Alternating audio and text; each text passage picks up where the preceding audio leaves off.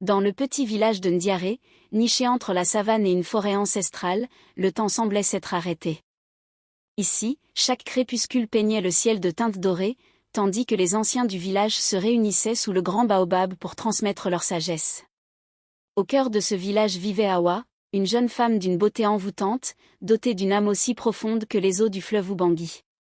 Fille du guérisseur Mamadou, elle avait hérité de son don pour les plantes et les prières anciennes. Mais un mystère pesait sur elle. Sa mère, Sira, avait disparu alors qu'Awa n'avait que 6 ans, une nuit où la lune était d'un bleu étrange. Depuis, Mamadou refusait d'en parler, et une rumeur persistait parmi les villageois: Sira avait été emportée par les esprits de la forêt interdite. Un soir, alors que la lune bleue s'apprêtait à réapparaître après 20 ans d'absence, Awa fit un rêve troublant. Une femme vêtue d'un pagne blanc, les yeux empreints de tristesse, l'appelait depuis la lisière de la forêt interdite. Awa, viens me retrouver. La vérité est cachée sous les racines du baobab sacré. Réveillée en sursaut, Awa sentit son cœur battre violemment. Était-ce un message des ancêtres? Ou bien un piège tendu par les esprits malveillants dont parlaient les anciens?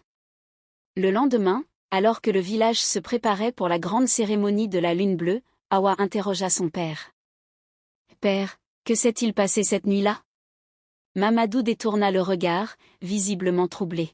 « Certains mystères doivent rester enfouis, ma fille. » Mais Awa ne pouvait plus ignorer cet appel. À la tombée de la nuit, guidée par son instinct et par l'amour qu'elle. Le passage dans l'ombre. En creusant à la base de l'arbre, elle découvrit un objet enfoui sous la terre, un vieux collier en perles de verre et une tablette en bois gravée de symboles anciens. Soudain, un bruit de pas derrière elle la fit sursauter. « Tu n'aurais pas dû venir ici, Awa. » C'était Damba, le chef du village, un homme austère aux yeux perçants. Il semblait inquiet, presque paniqué. « Pourquoi me cacher la vérité » s'exclama Awa, le regard brûlant d'émotion. Damba soupira, puis révéla enfin le secret. « Ta mère n'a pas été emportée par les esprits. Elle a été bannie du village, car elle possédait un savoir interdit. Elle savait lire les étoiles et déchiffrer les tablettes des anciens. Les sages ont vu cela comme un sacrilège. » Awa sentit un frisson lui parcourir l'échine. Sa mère n'était donc pas morte? Où est-elle maintenant? Damba baissa la tête. Certains disent qu'elle vit toujours, au-delà de la forêt interdite. Déterminée à retrouver sa mère, Awa traversa la forêt, affrontant les murmures des esprits et les ombres mouvantes des arbres centenaires. Elle finit par atteindre une clairière baignée d'une lumière étrange.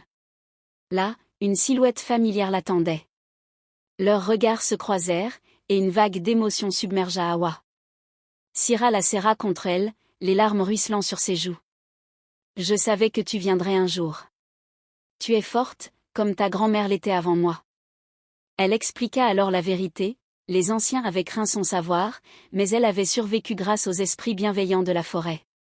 Elle avait attendu le jour où sa fille viendrait à elle. Awa et Sira retournèrent au village ensemble. Face à leur histoire, les anciens comprirent qu'ils avaient commis une erreur en rejetant la sagesse de Sira. Le savoir n'était pas un mal, mais une force. Mamadou, les larmes aux yeux, retrouva enfin l'amour perdu de sa vie. Depuis cette nuit-là, Ndiaré changea. Les traditions restèrent, mais elles s'ouvrirent à de nouvelles vérités. Et lorsque la lune bleue réapparut, elle ne fut plus un présage de malheur, mais le symbole d'une réconciliation entre passé et avenir.